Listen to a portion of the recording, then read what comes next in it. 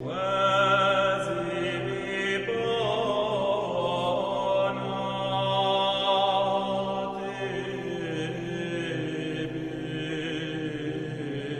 amis, ravis de vous retrouver en ce jeudi saint, jour de ce mystère incroyable de l'institution de l'Eucharistie.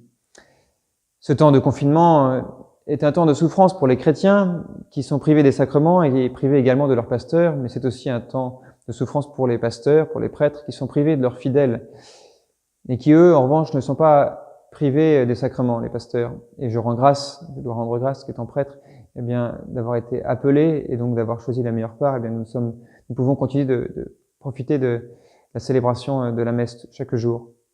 Croyez bien que nous vous portons dans notre prière chaque jour à l'autel. Mais cette privation de l'Eucharistie, eh bien, peut peut-être nous pousser à redécouvrir d'autres formes de présence. Il y a 3 modes de présence réelle. Il y a une présence réelle d'immensité de Dieu dans sa création. Dieu soutient sa création en permanence. Et souvenez-vous de ce mode-là pour eh bien peut-être vous pousser à davantage de louanges quand vous voyez la création, à l'exemple bien de saint François d'Assise qui rend grâce à Dieu, qui loue Dieu dans sa création. Il y a une présence réelle, spirituelle de Dieu, là où 2 ou 3 sont réunis en mon nom, eh bien je suis au milieu d'eux. Voilà, donc chaque petite liturgie familiale est l'occasion d'expérimenter cette présence réelle, spirituelle de Dieu. Et puis il y a ce 3e mode bien particulier que la présence réelle, substantielle de Dieu, de Jésus, dans l'Eucharistie, avec son corps, son sang, son âme et sa divinité. Et ce mystère eh bien, est absolument incroyable. Saint Paul, lorsqu'il avait prêché le Messie crucifié, disait que c'était un scandale pour les Juifs, une folie pour les païens. Eh bien, l'Eucharistie, c'est le prolongement bien, de ce mystère de l'incarnation, du Fils de Dieu fait homme, qui est un scandale aussi du coup pour les Juifs et les musulmans, et puis une folie pour les païens. Oui, l'Eucharistie est un scandale. Mais ce qui est sage aux yeux des hommes est folie aux yeux de Dieu, et ce qui est sage aux yeux de Dieu est folie aux yeux des hommes. Alors, nous osons le dire, oui, l'Eucharistie est vraiment le corps de Jésus, tout simplement parce que Jésus l'a dit. Jésus l'a dit, et que sa parole est efficace. Quand Jésus dit quelque chose, cela se réalise. Nous en avons de très nombreux exemples dans l'Évangile. Lorsque Jésus, par exemple, eh bien, dit au paralytique « Lève-toi et marche », et qu'aussitôt, eh bien, il se lève, guéri, il marche. Quand Jésus calme la tempête aussitôt est apaisée. Lorsque Jésus va ressusciter Lazare après 4 jours, voilà 4 jours que Lazare est mort, et pourtant Lazare sort du tombeau, et Lazare, eh bien, sort du tombeau. Donc, la parole de Jésus est efficace. Et c'est vrai aussi, du coup, pour l'Eucharistie. Ceci est mon corps, ceci est mon sang. C'est un mystère de foi. Osons le dire, c'est vrai. C'est-à-dire que nous ne voyons rien d'autre que les apparences du pain et du vin. Et pourtant, nous croyons que c'est vraiment le corps de Jésus. Et pour nous aider à croire cela, il y a tout un tas de raisonnements théologiques que les théologiens peuvent faire, mais il y a parfois aussi de nombreux signes de miracles eucharistiques que le ciel nous a accordés pour eh bien, nous aider à croire davantage. Parmi les plus célèbres, il y a le miracle de Lanciano, petit village en Italie, où un prêtre un jour célèbre la messe et se met à douter juste après les paroles de la consécration.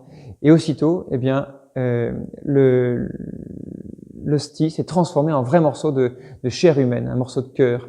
Et puis le sang s'est transformé aussi en vrai caillot de sang. Et ce miracle est encore visible aujourd'hui à Lanciano. Et cela fait 1200 ans que cela se poursuit. Un autre miracle à Faverney, où l'autel a pris feu, et l'ostensoir, l'objet rond dans lequel les prêtres mettent le Saint-Sacrement pour que les fidèles puissent adorer, eh bien, l'ostensoir est resté suspendu alors que l'église a pris feu, tout l'autel a été détruit, et pendant 33 heures, l'ostensoir est resté comme ça, suspendu dans les airs.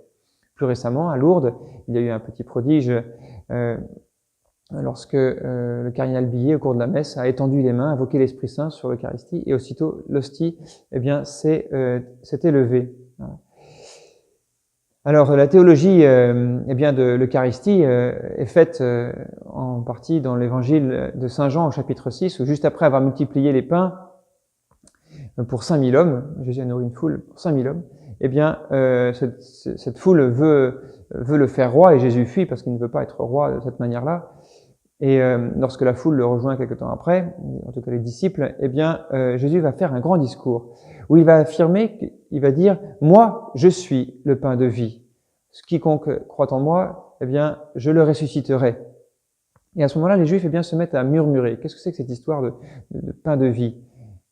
Et puis, Jésus va enfoncer le clou en disant, eh bien, le pain que je donnerai, c'est ma chair pour la vie du monde. C'est ma chair pour la vie du monde. Et cette histoire de chair, eh bien, scandalisé, ils commencent à discuter fort entre eux. Et Jésus enfonce le clou. Si vous ne mangez ma chair et si vous ne buvez mon sang, vous n'aurez pas la vie éternelle en vous. Et à ce moment-là, beaucoup de ses disciples cessèrent d'aller avec lui.